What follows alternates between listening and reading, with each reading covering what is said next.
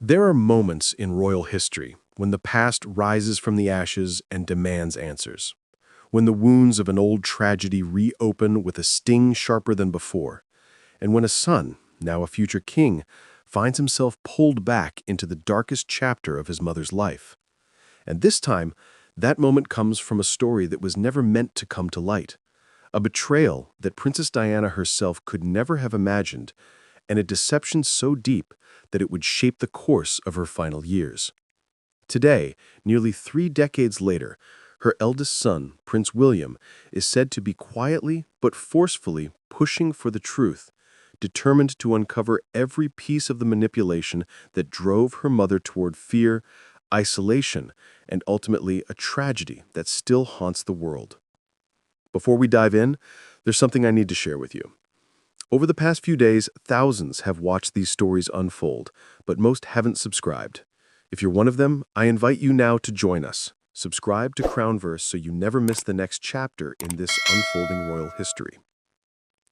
The story begins in 1995 with a television interview that changed the monarchy forever. The BBC Panorama interview with Princess Diana was supposed to be a moment of honesty, a glimpse inside the pain of a woman trapped in a marriage overshadowed by infidelity, pressure, and heartbreak. Instead, it became the most controversial broadcast in British media history. Millions watched as Diana spoke words that would echo for decades, that there were 3 people in her marriage, that she felt unsupported, that she felt hunted by the press. What the world did not know was that the interview itself had been built on lies. Years later, it emerged that Martin Bashir, the journalist who secured the interview, had used forged documents to manipulate Diana's trust. He created false bank statements suggesting palace staff were being paid to spy on her.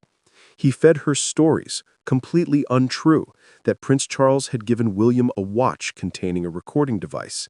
He told her that her personal secretary was passing private information to others. He even implied that her children's nanny was romantically involved with Charles. These were not misunderstandings.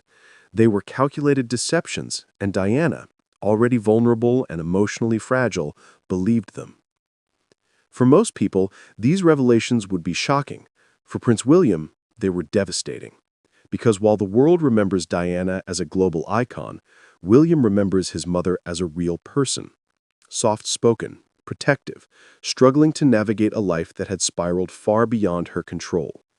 And when the truth about Bashir's methods emerged decades later, William said publicly that it brought him indescribable sadness.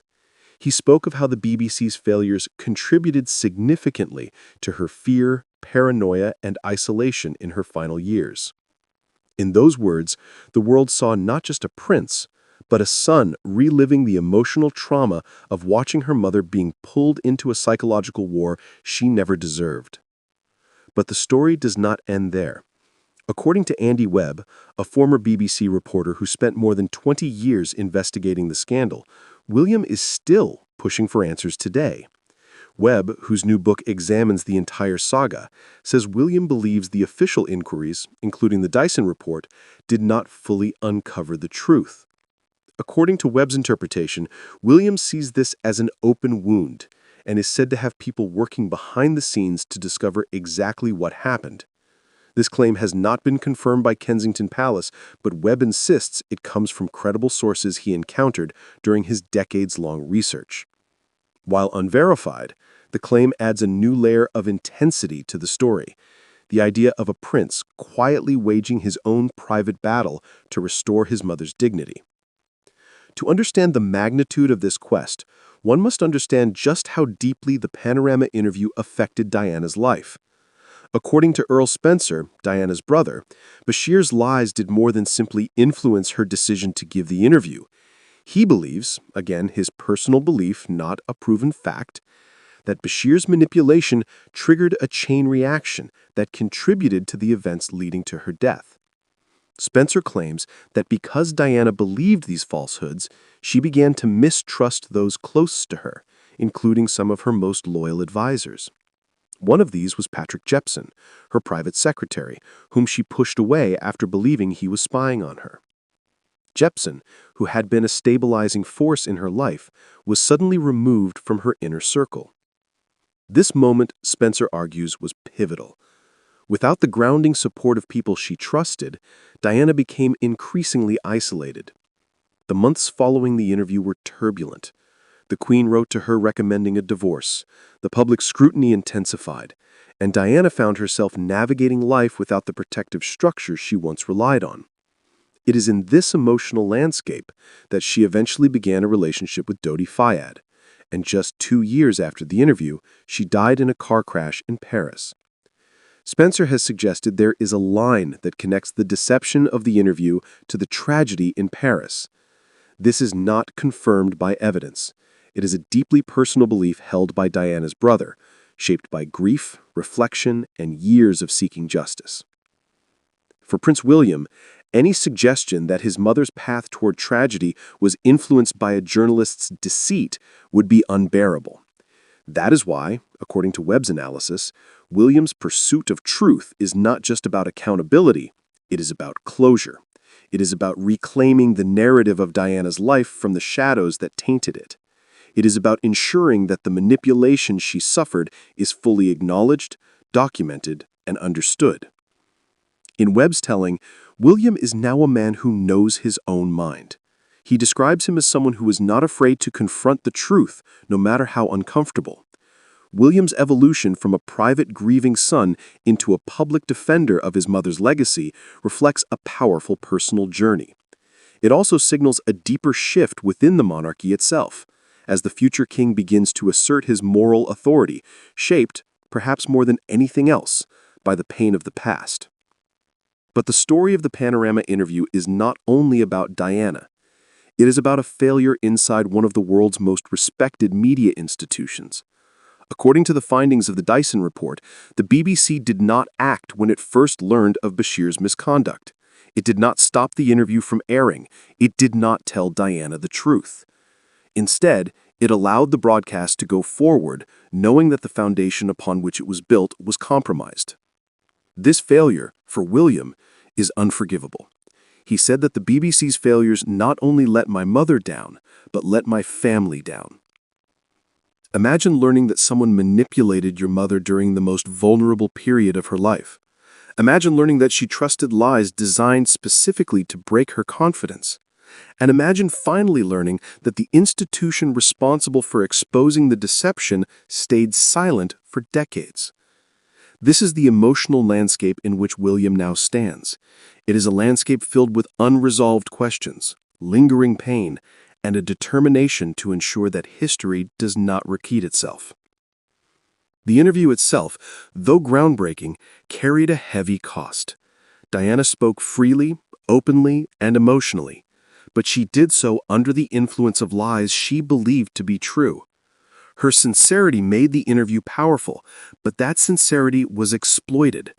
And that is the element that continues to haunt the royal family. It was not just an interview, it was a manipulation that shaped the trajectory of her life. In Webb's research, one point stands out. He describes the interview as a runaway train that no one stopped. He argues that 6 months after the forged documents were first discovered, the BBC already had enough information to halt the process, yet they did not. Diana was allowed to walk into an interview she never should have agreed to. And the BBC allowed the world to believe that her revelations were the product of her own choices, rather than choices influenced by a web of deceit. This story becomes more complicated when we consider Diana's internal world. She was, as Webb describes, a victim of her own celebrity. She was adored, scrutinized, hunted by photographers, and surrounded by constant pressure. In this environment, Bashir's lies found fertile ground. They fed into her existing fears. They deepened her sense of isolation. They made her believe that danger lurked closer than it really did. And when she spoke to Panorama, she was not just speaking her truth, she was speaking through the filter of a manipulation she could not see. William, looking back, sees this clearly. And it is perhaps this clarity that fuels his determination today. He was a child when the interview aired. He could not understand the complexity of what was happening. He could not see the machinations behind the scenes, but he saw the effect it had on his mother. He saw the sadness, the stress, the pressure. He saw the consequences. And as an adult, he now sees the root causes. That knowledge, painful as it is, drives him to demand full accountability. In the world of royal history, few stories carry the weight of Diana's. Her life was a mixture of beauty and heartbreak, glamour and tragedy, kindness and vulnerability. And this story, her betrayal by someone she trusted, adds a painful chapter. It reveals how even those closest to power can be manipulated. It shows how institutions can fail the very people they claim to protect. And it reveals how the consequences of a single act of deceit can echo through decades. For William, the pursuit of truth is not simply about exposing wrongdoing. It is about restoring the memory of his mother. It is about ensuring that her legacy is not defined by the lies she was told.